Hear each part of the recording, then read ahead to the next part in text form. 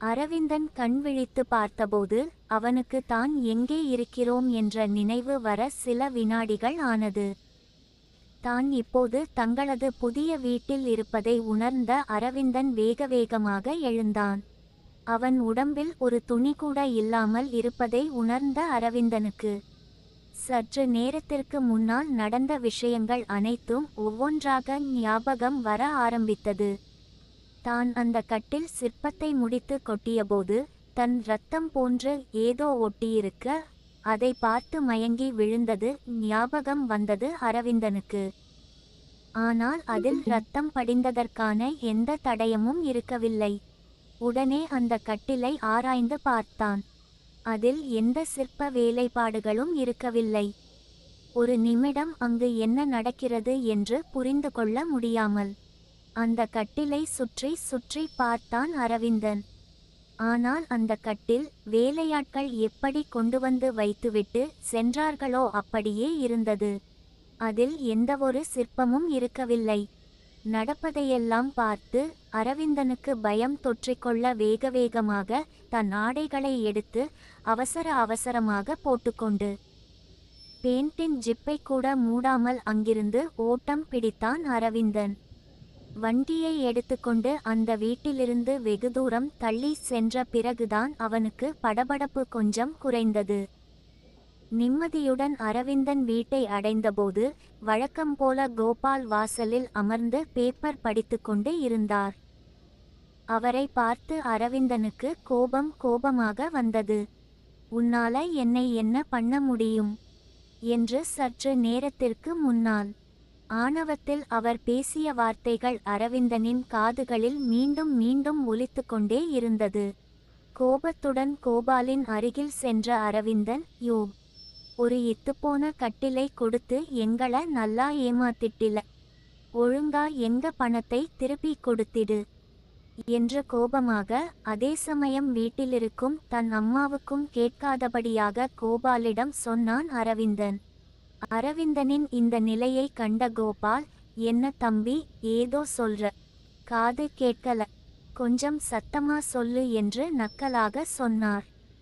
House owner கோபாலின் ஆணவத்தை புரிந்து கொண்ட அரவிந்தன் கொஞ்சம் பொறுமையாக, சார், அந்த கட்டில் எனக்கு வேண்டாம், பணத்தை மட்டும் திருப்பி கொடுத்திடுங்க ப்ளீஸ். ஏற்கனவே ஒரு பேய் வீட்டை புரோக்கர் ஏமாத்தி தலையில கட்டிட்டாருன்னு என் அம்மா ரொம்ப வருத்தத்துல இருக்காங்க. இதுல நீங்களும் ஒரு பழைய கட்டிலை கொடுத்து எங்களை ஏமாத்தினது தெரிஞ்சா ரொம்ப மனசு உடைஞ்சு போயிருவாங்க சார் என்று சொன்னான் அரவிந்தன்.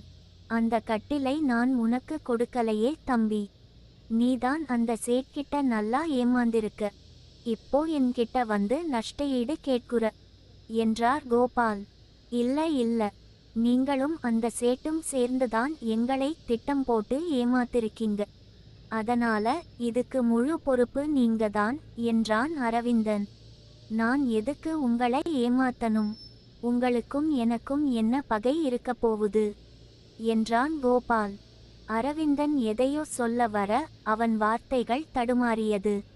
இருந்தாலும் நீங்க என் அம்மாவை, அதனாலதான் எங்களை திட்டம் போட்டு ஏமாத்திட்டீங்க என்றான். சபாஸ்டா தம்பி, உன்னை நான் சின்ன பையன்னு நினைச்சேன், ஆனா நடந்த விஷயத்த தெளிவா புரிஞ்சு வச்சிருக்க என்று சொன்ன கோபால், சரி, உனக்கு நான் அந்த பணத்தை கொடுத்திடுறேன், அதுபோக மேற்கொண்டு ஒரு 20,000 தரேன், ஆனா அதுக்கு பதிலா எனக்கு நீ ஒன்னு தரணும் என்று பேரம் பேசினார் கோபால். கோபால் இப்படி சொன்னதும், சரி, உங்களுக்கு என்ன வேணும் என்று கேட்டான் அரவிந்தன். உன் அம்மா மலர்விழி இருக்காளே, அவ இந்த வயசுலையும் புதுசா பூத்த மல்லிகைப்பூ மாதிரி இருக்கா, அந்த மலர்ல நான் ஒரு தடவை தேன் எடுக்க ஆசைப்படுறேன் என்று கோபால் சொல்லும்போது கவனித்தான் அரவிந்தன். பாரு தம்பி, இவனை நான் 20ல இருந்து 60 வரைக்கும் பார்த்துருக்கேன், ஆனா உன் அம்மா மலர நினைக்கும்போதே எப்படி ஆசை அடங்காம எப்படி பாரு என்று கோபால் சொல்ல அரவிந்தன் கோபத்தின் உச்சிக்கு சென்று, யோ, என் அம்மாவை பத்தி தப்பாவா பேசுற, இப்பவே உன்னை என்ன பண்றேன் பாரு என்று கோபாலின் சட்டையை பிடித்தான். டேய், கையை எடுடா என்று கையை தட்டிவிட்ட கோபால், நீதானே பணம் கொடு பணம் கொடுன்னு கேட்ட. நான் உனக்கு தரவேண்டிய பணத்தை அந்த சேட்கிட்ட கொடுத்திட்டேன். நீ மறுபடி வந்து என்கிட்ட பணம் கேட்டா அதுக்கு பதிலா உன் அம்மாவை கேட்கத்தான் செய்வேன் என்றார். இதுக்குமேல் இந்த ஏமாற்றுக்காரனிடம் பேசி எந்த பயனும் இல்லை என்று அரவிந்தனுக்கு புரிந்தது. அந்த கிறுக்கனை கண்டிக்க நினைத்தால் தன் அம்மாவின் கற்புதான் கலங்கப்படும் என்று நினைத்தவன் அமைதியாக அங்கிருந்து வந்துவிட்டான்.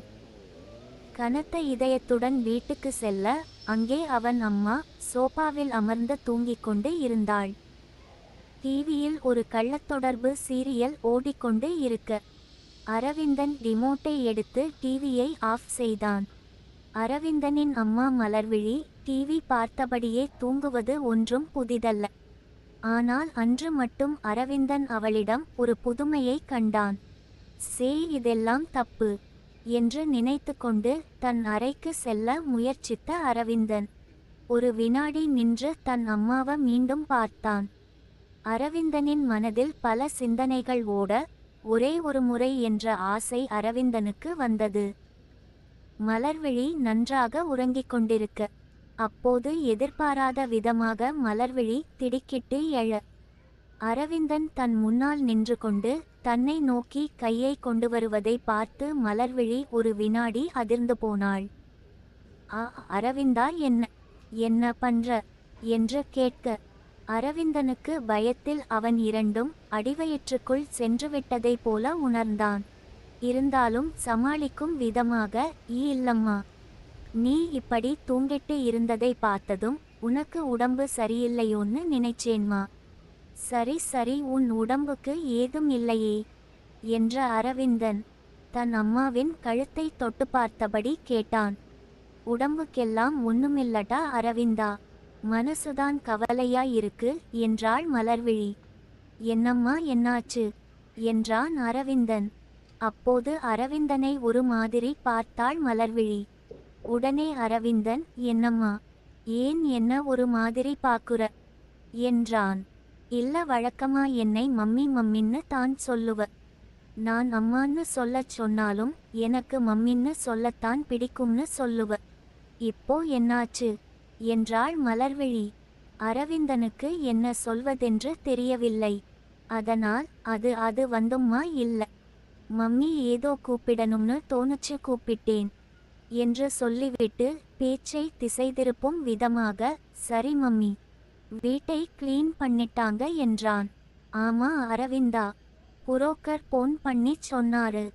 நாளைக்கு மறுநாள் நாள் நல்லா இருக்காம். அன்னைக்கே பால் காய்ச்சி ஹோமம் பண்ணிடலாம்னு சொன்னாரு. நானும் சரின்னு சொல்லிட்டேன் என்றாள் மலர்விழி. ஆமா அரவிந்தா, உன்கிட்ட ஒன்னு கேட்கணும். நீ அம்மாவுக்கு தெரியாம என்ன காரியம் செஞ்சிருக்க என்று மலர்விழி கேட்டதும் அரவிந்தனுக்கு உடம்பெல்லாம் வியர்த்து கொட்டி உதறலெடுக்க ஆரம்பித்தது. என்னம்மா, நான் என்ன செஞ்சேன் என்றான் அரவிந்தன். நம்ம ஹவுஸ் ஓனர்கிட்ட நமக்கு தர வேண்டிய அட்வான்ஸ் பணத்துக்கு பதிலா ஏதோ கட்டில் கேட்டு வாங்கியிருக்கிறதா ஹவுஸ் ஓனர் சொன்னாரு. இந்த விஷயத்தை ஏன் என்கிட்ட சொல்லலை? நான் காலையில ஹவுஸ் ஓனர்கிட்ட அட்வான்ஸ் பணத்தை பத்தி பேசும்போது அவர் சொல்லித்தான் எனக்கு விஷயமே தெரியும் என்றாள் மலர்விழி. அம்மா, அது உனக்கு ஒரு சர்ப்ரைஸ் கொடுக்கலாம்னு தான். நான் செஞ்சது தப்புன்னா என்னை மன்னிச்சிடுமா என்றான் அரவிந்தன். எனக்கு உன் மேல எந்த கோபமும் இல்லடா.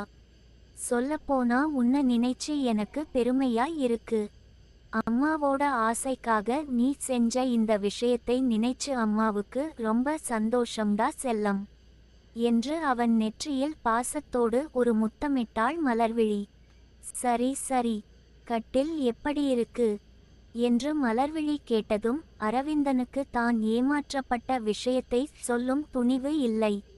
அதனால் அவளை சமாளிக்கும் விதமாக, நாளைக்கு நீயே வந்து பாரும்மா என்று சொல்லி சமாளித்துவிட்டு தன் அறைக்கு சென்று விட்டான். மறுநாள் புது வீட்டுக்கு பால் காய்ச்சும் வேளையில் இறங்கினார்கள் அம்மாவும் மகனும். பால் காய்ச்சவும் ஹாமம் செய்யவும் எல்லா ஏற்பாடுகளையும் செய்து முடித்துவிட்டு வீட்டை சுத்தம் செய்துவிட்டு வரலாம் என்று அரவிந்தனும் மலர்விழியும் தங்களது புது வீட்டுக்கு சென்றனர்.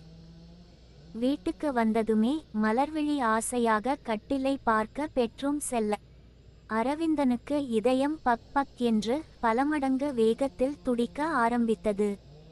சரி, தன் அம்மாவிடம் இதற்கு மேலும் உண்மையை மறைக்க முடியாது என்று நினைத்த அரவிந்தன், அம்மா உங்கிட்ட ஒரு விஷயம் சொல்லணும் என்றான்.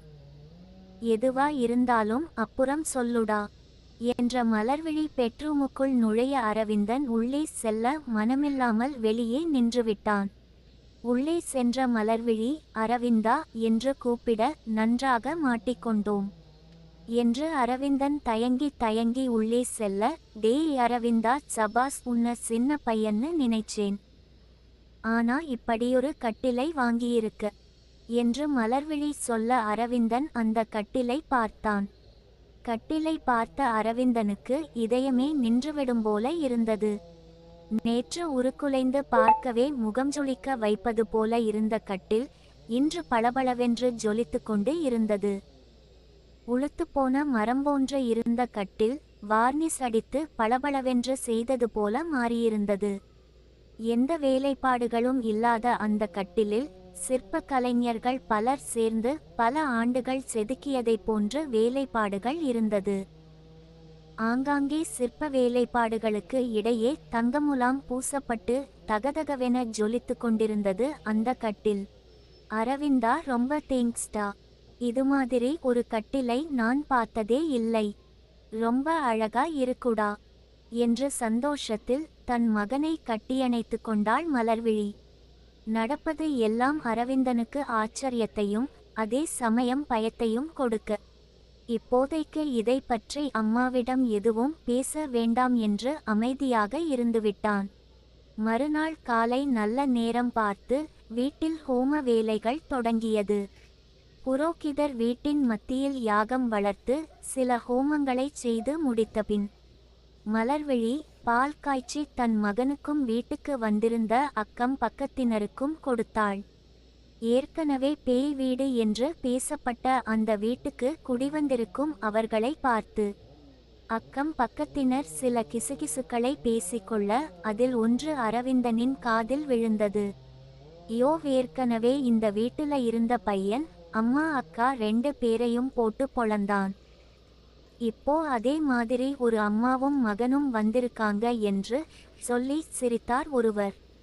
நீ சொல்றதும் சரிதான்யா, அந்த அம்மாவுக்கு எப்படியும் 40-45 வயசிருக்கும், ஆனா இன்னும் இளமையா இருக்காளே, 30 வயசிலேயே என் பொண்டாட்டி கிழவி மாதிரி ஆயிட்டா, ஆனா இவள பாரேன், சும்மா அழகா இருக்கா என்றார் இன்னொருவர். இப்படி தன் அம்மாவின் அழகை அடுத்தவர் வர்ணிப்பது அரவிந்தனுக்கு பெருமையாக இருந்தது. அதே நேரம் அந்த ஆள் சொன்னது போல நடந்தால் எப்படியிருக்கும் என்று நினைத்தபோது நர்த்தனமாட ஆரம்பித்தது.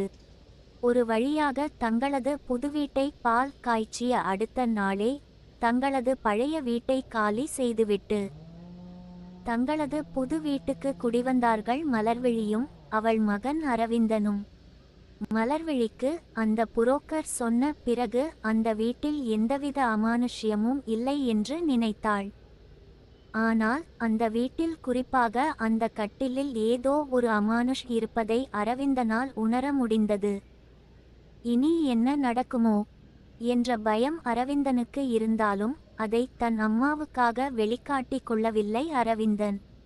அன்று முதல் நாள் இரவை அந்த வீட்டில் கழிக்க அம்மாவும் மகனும் தயாராகினர்.